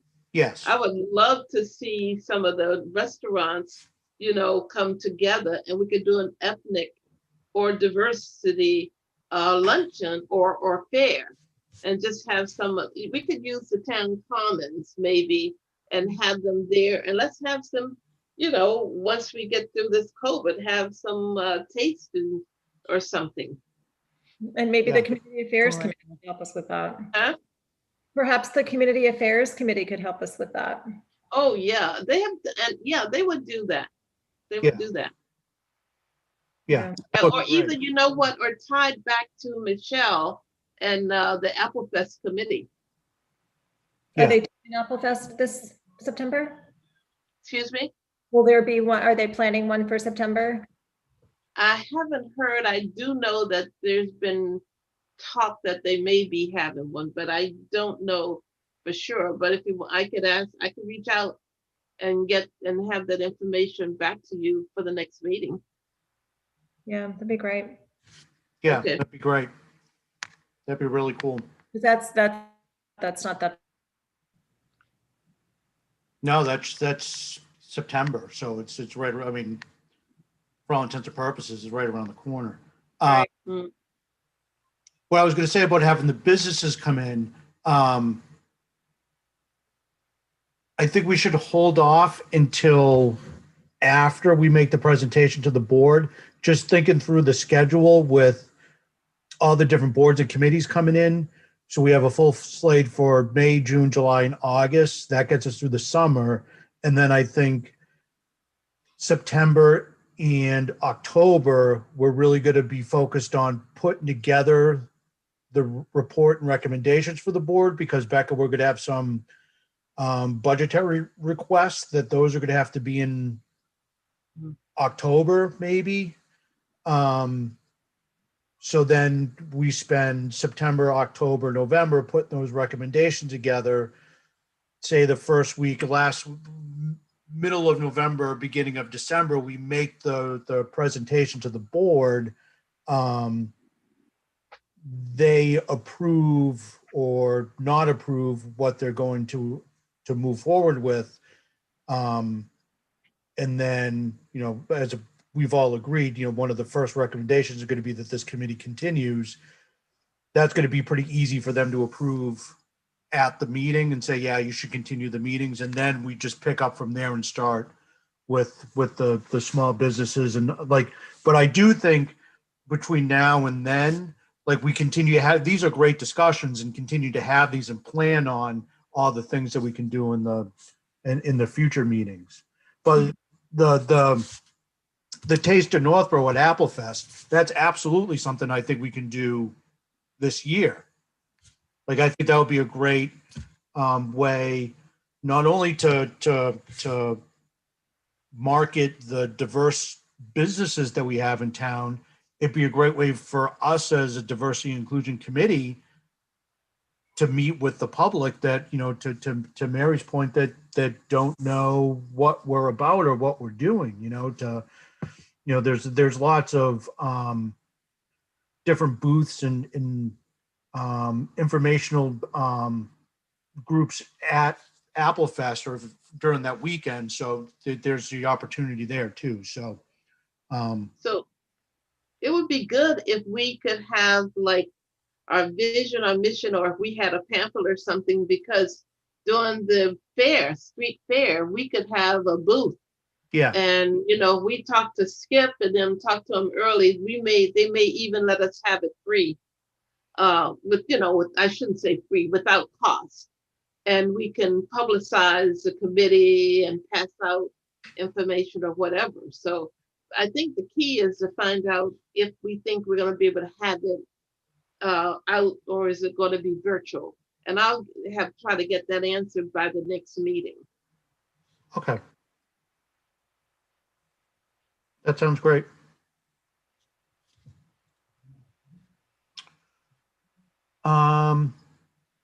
Anybody have any new or additional business or thoughts on anything?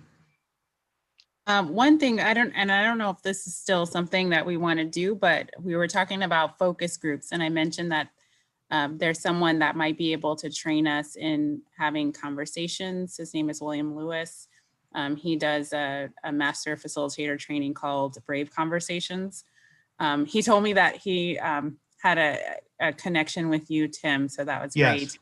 But I asked him if he wouldn't mind coming in and doing a little training for us, and he said he would.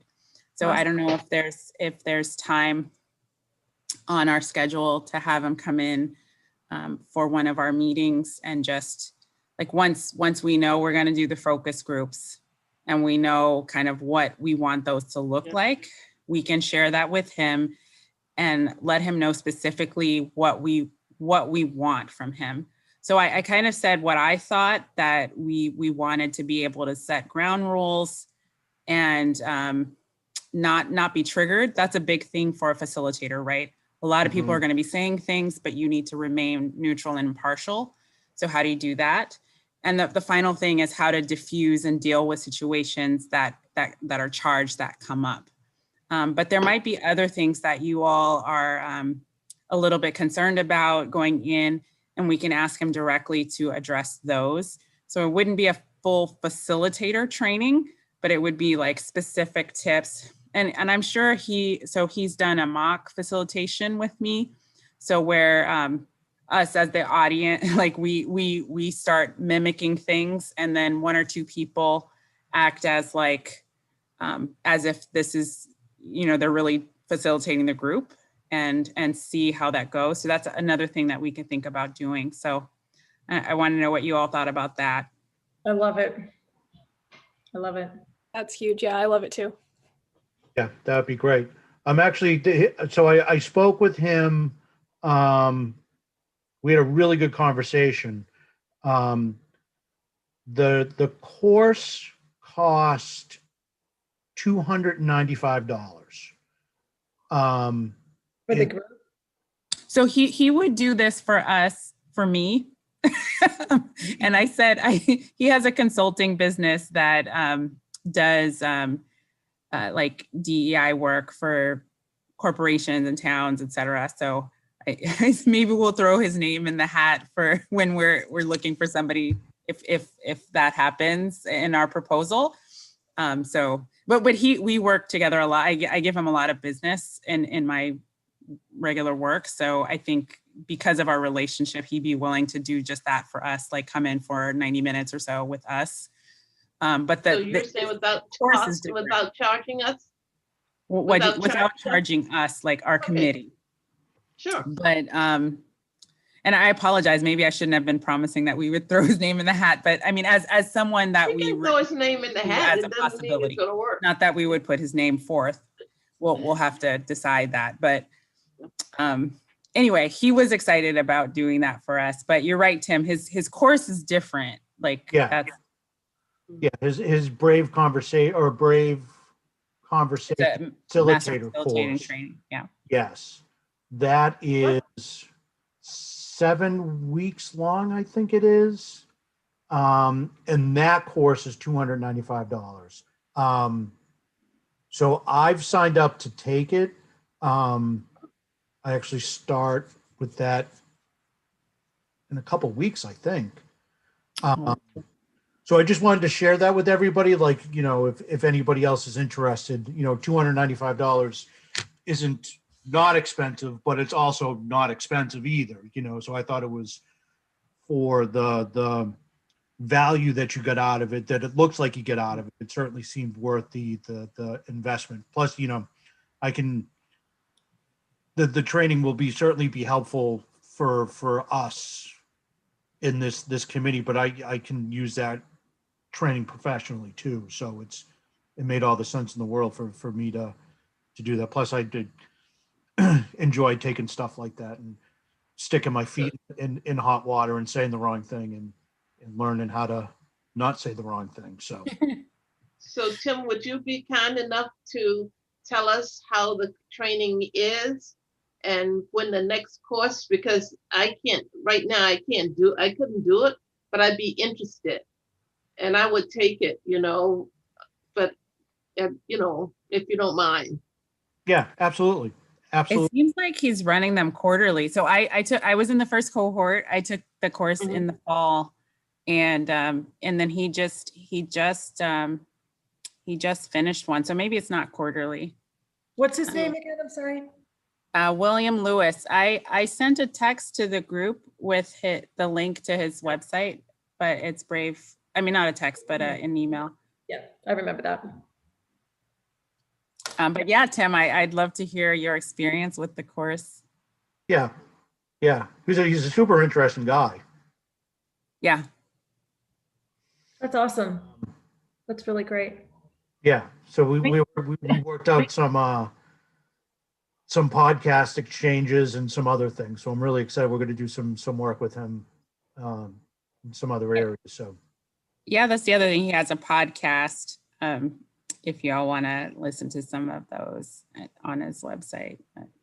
Okay. He's writing a book about that collects the kind of podcast.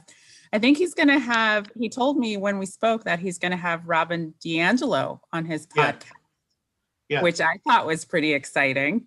yeah, that is very exciting. Yeah, She's the author of White Fragility. agility. Yeah, Yeah. That's great. yeah. And Vernee Myers, the woman that I work with, is going to be on. Oh, cool. Yeah. So,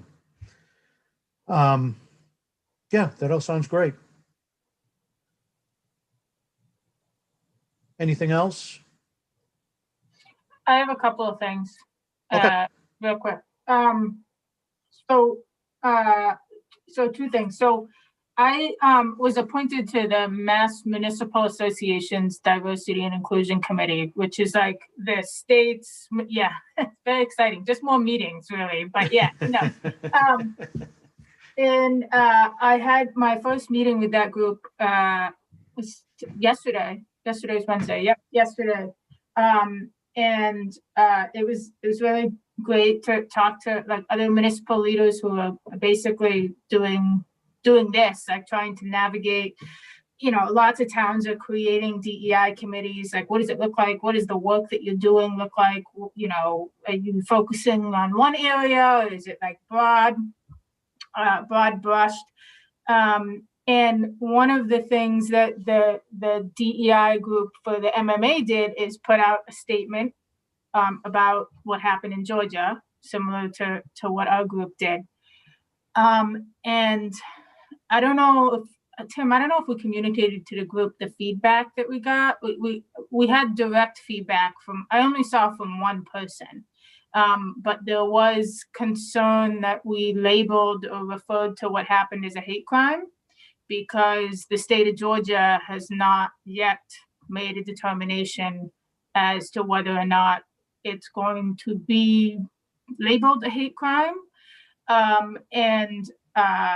Which I thought was interesting and did, make me think about the language that we used and what it means and how it impacts people. But the reason I bring this up is the state DEI group that I'm on put out a very similar statement to what we did and received the very same feedback. So I think that that's sort of telling about where people stand. Again, the majority of the feedback is positive, but we did have a handful of people who were not happy that we had labeled them hate crimes when the legal authority in the state of Georgia has not yet done that. So I just wanted to share that with the group. I thought it was Yeah, interesting. I don't have a whole lot of faith in the legal authority or any authority in Georgia at this point. So Yeah. Amen. Well, and part of the discussion we had with the MMA group was sort of like, in terms of our role as a DEI committee, like what is it that we're doing? We're not just communicating to people the news about, diverse related things. Like we're doing something beyond that, right? We're like lifting up marginalized voices and trying to communicate to audiences that wouldn't otherwise be able to hear about this stuff and what it means. And so I think that that's really important, and that sometimes that means, going beyond what, the state is willing to do, or the political authority, or who, whatever the overwhelming majority is willing to say. And so like, I'm happy about what we said, about what this committee put out. I don't have any regrets or hesitancy about the language we chose, but it's good to think about it and think about the feedback and what it means. So I wanted to share that with you all. can I just add one thing? Yeah. Just to that, I agree with you that I think in especially with the work that we're doing as a committee, where our audience isn't, I'm so used to like a corporate or private enterprise background, or even an education background where you have a very captive audience in a way. Dealing with it's a little bit different. So I think, as John Lewis says, if you're not making good trouble, like I think that's part of our job is to make good trouble. If you're not making people somewhat uncomfortable, those are the people. That response we got, Becca, is the type of response that we should get. Oh yeah, yeah. No, It's like it's wrong. Wrong's the wrong word, but it's a different viewpoint. But if we're just putting out vanilla statements or no statements at all, we would never hear from those people, and it's important to hear from everybody. Yeah, no, I totally agree. And part of me sympathizes with the response in that, a hate crime means something legally, right? There's a legal definition of hate crime. And we labeled an act a hate crime based on the outrage of the leadership in the AAPI community and the, other marginalized voices and the recent trajectory of attacks, the constant attacks that have been going on over the last year or so on people of the AAPI community. But part of me understands where that other point of view comes from, because it has a legal definition that was not yet determined by the legal authority in the state. I think that's sort of the crux of the matter. And that's sort of what the state committee came to, is like, that's why the language that you use is important. And I'm not saying that I wish we had said something different. I just think it's important to keep all those things in perspective. That's all. Yeah. So, for breaking that up. Yeah. The other thing I want to share, I'll be quick because I know it's getting late. The other thing I wanted to share is that I was also in a women leading government meeting this morning, and we have this like panel of women in leadership positions in local government throughout the state talk about their experiences. And one of the women who spoke was Jen Collins Brown, who is the fire chief in the town of Topsfield. And I just wanted to share this because of our discussion with the chief today. And she talked a lot about what it means to be a woman in the fire service. She talked about like a lot of the barriers that she sees to women in the fire service. And a lot of them had to do with the physical test, the PAT test that the chief talked about. And there's a lot of movement on the state level about changing the test and modifying it to be more modern. It's a little bit archaic in terms of what it asks of people and how it relates to the actual job of firefighting. And so I thought that was interesting. And I also wanted to share that she is only the 4th woman ever in the Commonwealth to be a fire chief. In its 2021. And I thought that was pretty incredible. So I wanted to share that with you all. Yeah, thanks for sharing that. We should introduce her to Dave.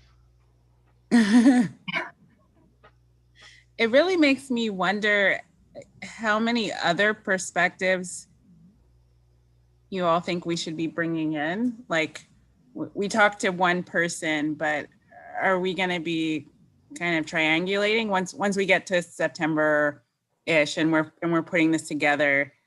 Like, are we going to be taking what we've heard and kind of like reflecting that back because we've been asking people about their needs? Or are we more going to, like you've just said, you've brought in another voice that we didn't have. I don't know. Does it make sense? Yeah, I think, Becca, we had talked about, we're going to review in greater detail the method and approach that these other communities took to prepare their recommendations and kind of take their lead, right? Kind of, sort of. Yeah, well, yeah, so Mary, I think what you're talking about is the DEI. Are you talking about the discussion we had today over email about DEI plans? Yeah, okay. So Mary and I have been reviewing the DEI plans, and I think it's twofold, right? Because we're gonna be making these immediate recommendations to the board in, I don't know, 6 months or whatever our timeline is. But I think the stuff that happens after that is where we're going to be able to do that triangulation, I think, that you're talking about. And I think a lot of that is going to come through if we are able to pursue a DEI plan, which I really hope the board supports, looking at developing that scope of work for that consultant. That's going to be, I think, where all the pieces come together. That's my hope anyway. So I'm hoping that step is coming. It'll be a little further down the road, but I don't know how everyone else feels, but that's just sort of. Yeah. Yes. Yeah, I agree with that.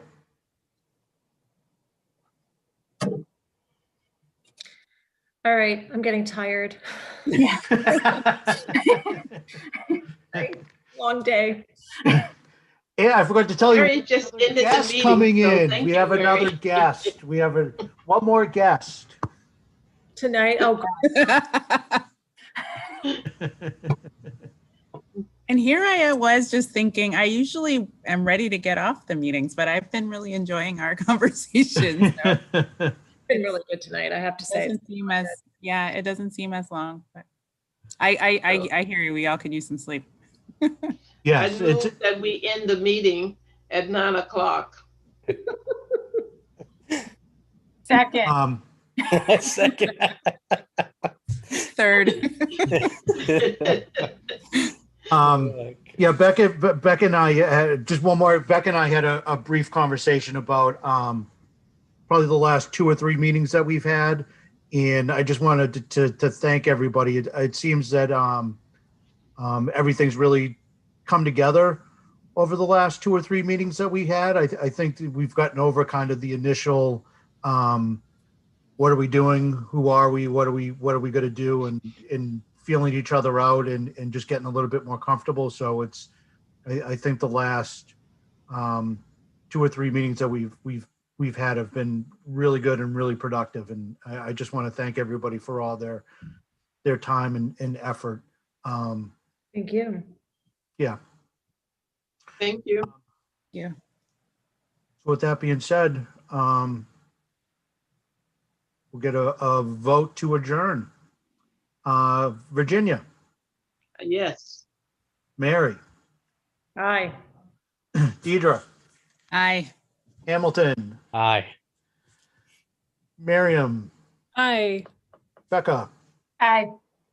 and I, Tim Kalen, also vote aye. We are adjourned. I will see everybody in a couple weeks. Thank you again. Thanks, Chief Parenti. Have a good night.